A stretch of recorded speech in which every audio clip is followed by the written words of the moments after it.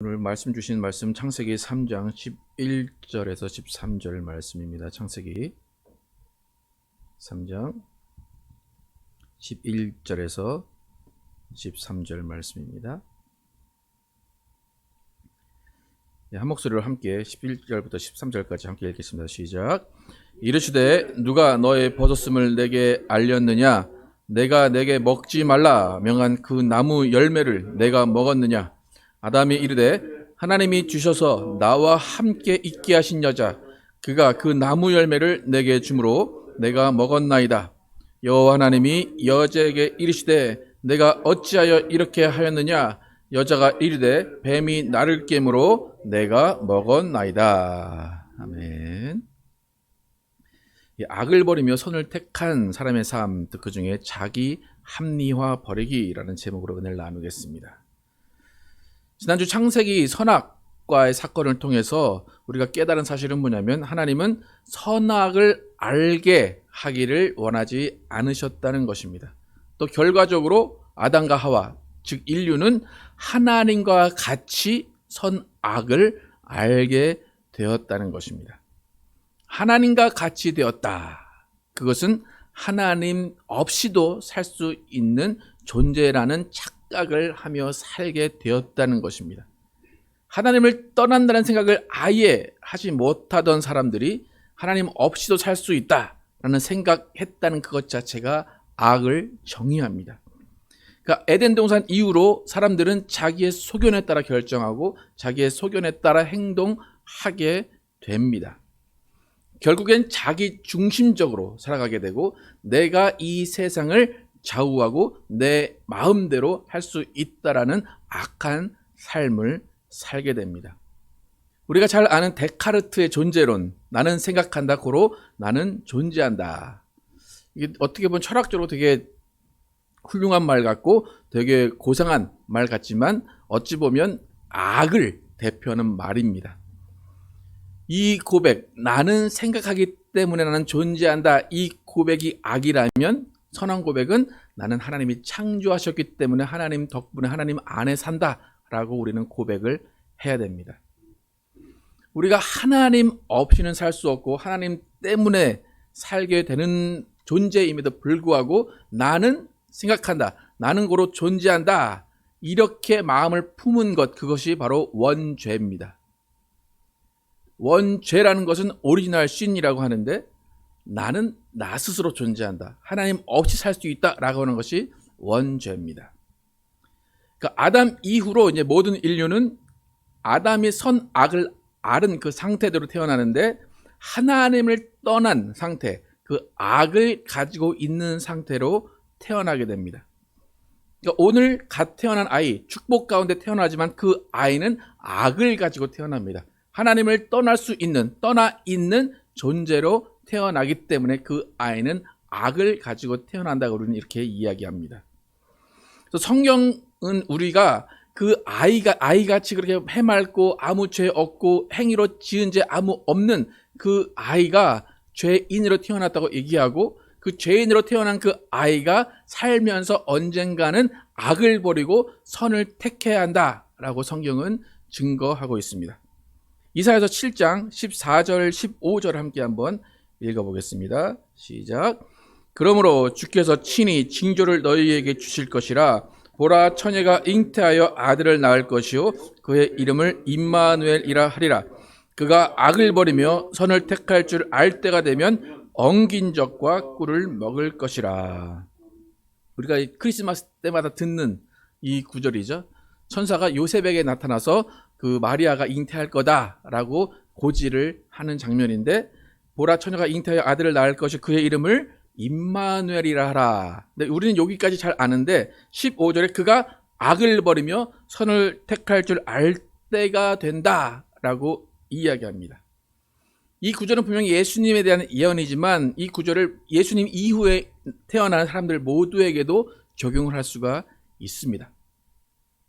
예수님은 성령으로 잉태됐기 때문에 원죄를 가지고 태어났다고 말할 수가 없습니다.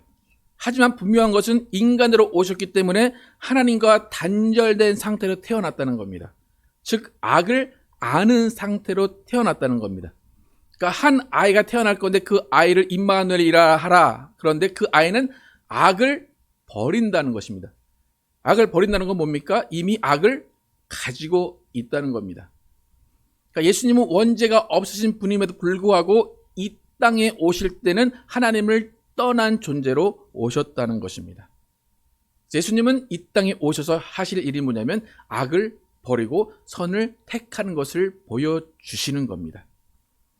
그래서 예수님은 스스로 악을 버릴 수 있는 분이고 선을 택할 수 있는 존재라는 것을 보여주시고 그 다음에 나오는 사람들에게도 너희도 이와 같이 살 수 있어 라고 그 길을 알려주십니다. 예수님은 원죄가 없으시기 때문에 물속에 장사 지내는 침례가 필요 없음에도 불구하고 예수님은 물속에 장사 지내시면서 죄를 묻고 성령으로 다시 올라오시면서 하나님과 합해지셨습니다.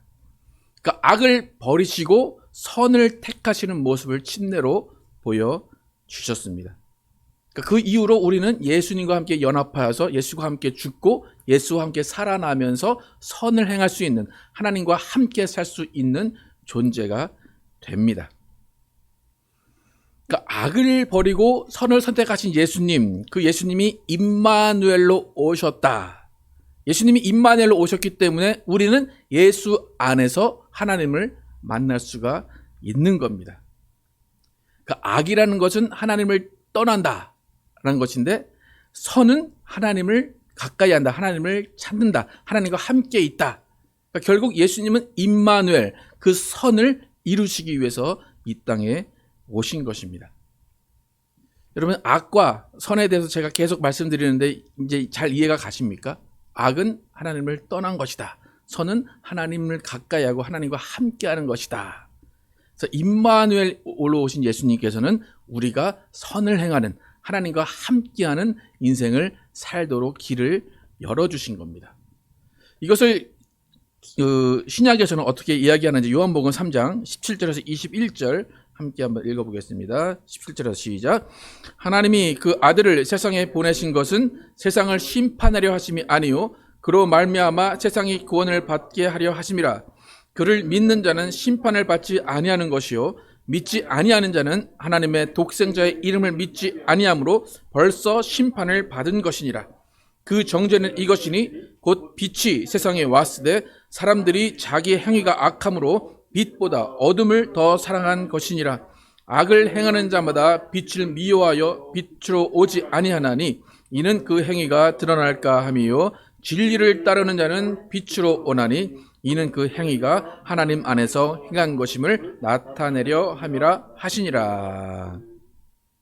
예수님께서는 이미 하나님과 단절된 이 세상 사람들을 하나님 안에 거하게 하시도록 하기 위해서 임마누엘, 구원자로 오셨습니다. 그런데 결과는 뭡니까? 하나님의 아들이 이 세상에 직접 왔음에도 불구하고 악을 행하는 자들은 빛으로 나오지 않는다는 겁니다. 임마누엘로 오셔서 너희 하나님께 나올 수 있어, 하나님을 가까이 할 수 있어 라고 오셨는데 사람들은 그 빛에 가까이 가면 자기의 행위가 드러날까 봐 오지 않는다는 겁니다. 그러니까 빛으로 나와서 하나님과 함께 사는 것이 선인데 악한 사람들은 나오지를 않는다는 겁니다. 그러니까 나오지 않는 그것에 의해서 이미 정죄를 받았고 이미 심판을 받았다, 그렇게 이야기합니다. 그러니까 이미 심판받은 그 상태를 예수님이 구원하시러 오셨는데 빛으로 나오지 아니하면 그냥 원래 있던 그 심판의 자리에서 심판의 상태로 머물게 된다는 겁니다. 그 세상의 악한 사람들은 예수께 나오지 않은 사람들이라는 정의가 내려집니다. 그러니까 우리는 반드시 임마누엘로 오신 예수님을 받아들이고 그분을 믿고 구원을 받아서 하나님을 만나고 하나님과 함께하는 선한 삶을 살아야 됩니다. 그러니까 예수님이 이 땅에 오신 이유는 정죄하러 오지 않으셨대요. 심판하러 오지 않으셨대요. 예수님이 이 땅에 오신 이유는 선을 행하여서 하나님을 만나도록, 우리가 하나님을 만나도록 이 땅에 오셨습니다. 하나님을 만나는 과정은 어찌 보면 내 죄가 드러나야 됩니다. 내 수치가 드러나야 됩니다. 내 치부가 드러나야 되고 내 과거의 행적이 드러나야 됩니다. 그것을 감내하고 정말 회개하는 자에게 하나님이 함께 하시는 임마누엘의 역사가 이루어집니다. 그래서 하나님은 어떻게 해서든지 하나님을 떠나 살 수밖에 없는 우리가 하나님 안에 들어오게 하시도록 예수 그리스도를 이 땅에 보내셔서 선을 행하십니다. 그래서 예수 믿는다라는 것은 하나님을 만날 수 있는 임마누엘의 예수님을 만난다는 것입니다. 그러니까 하나님의 입장에서 나를 떠난 아이들, 나를 떠난 저 나쁜 놈들, 너희는 잘 살아봐라. 그것이 아니라 오히려 예수를 보내셔서 다시 돌아와라 하시는 하나님의 메시지를 임마누엘로 보내신 것입니다. 그러니까 계속해서 선과 악의 개념을 말씀드리는데 우리가 이 선과 악의 개념을 바로 알고 있어야 내가 어디에 있는지를 알 수 있는 거예요. 내가 하나님과 함께 있는가, 내가 하나님을 떠나 있는가를 바로 알 수가 있습니다. 그래서 선, 악의 기초는 하나님 안에 있느냐, 하나님 밖에 있느냐의 기준입니다. 그래서 내가 확실히 하나님 안에 있고 하나님과 함께 있다라고 한다면 여러분은 그 자리에서 여러분이 무엇을 행해야 하고 어떻게 살아야 하는지를 알 수가 있습니다. 분명히 악에 속한 사람들, 빛으로 나오지 않는 사람들과 예수님의 은혜 가운데 임마누엘 하신 예수님의 은혜로 빛으로 나온 사람의 행위는 다르다고 성경은 이야기합니다. 아까 21절에 뭐라고 말합니까?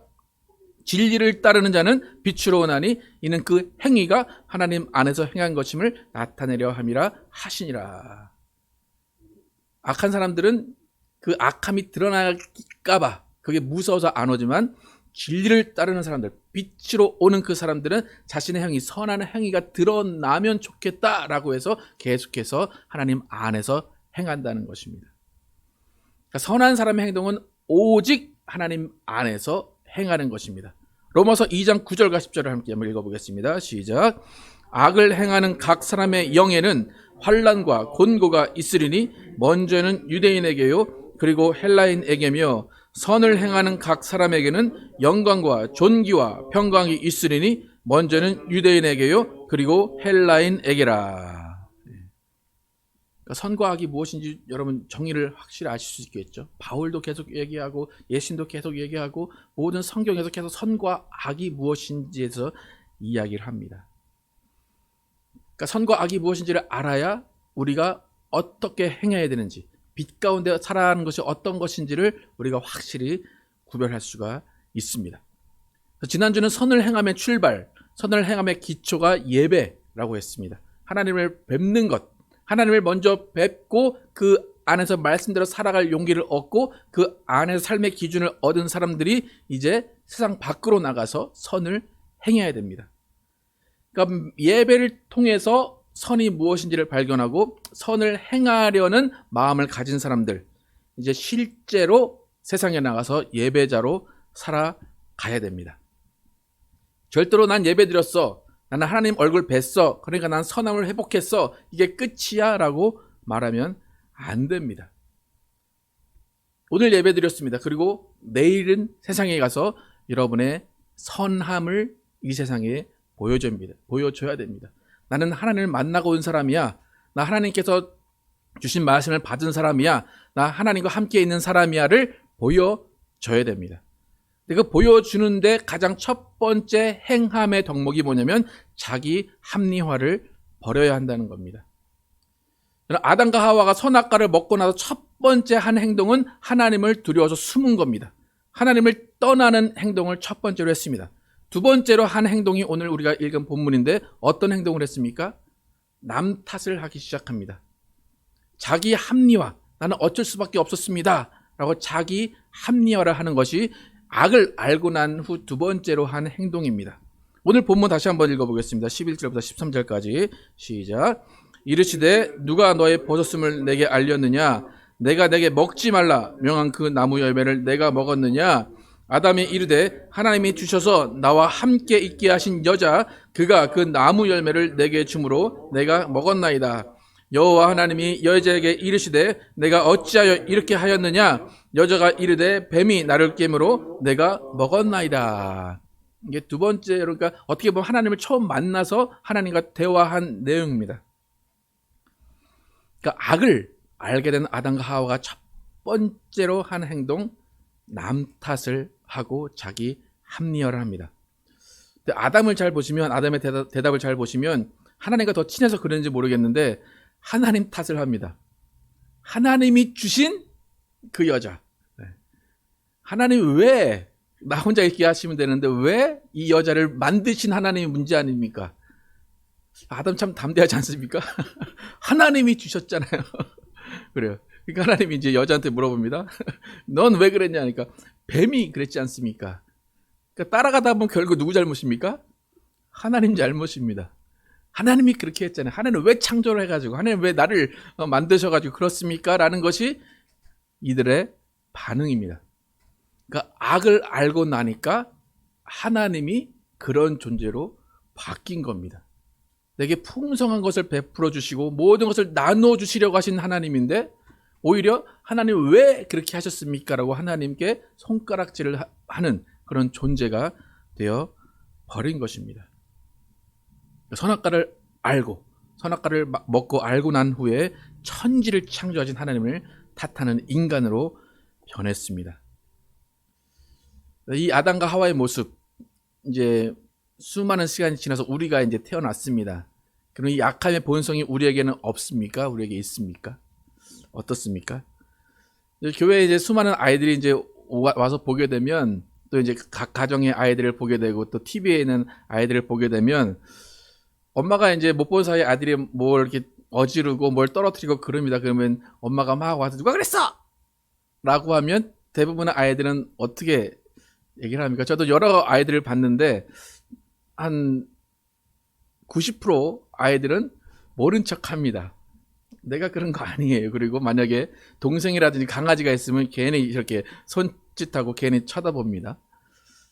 그게 왜 그렇게 순수한 아이들, 너무나 해맑은 아이들, 죄를 지을 것 같지 않은 아이들이 그렇게 순간적인 대답을 그렇게 남 탓을 하는, 그것은 악이 그 안에 있기 때문입니다.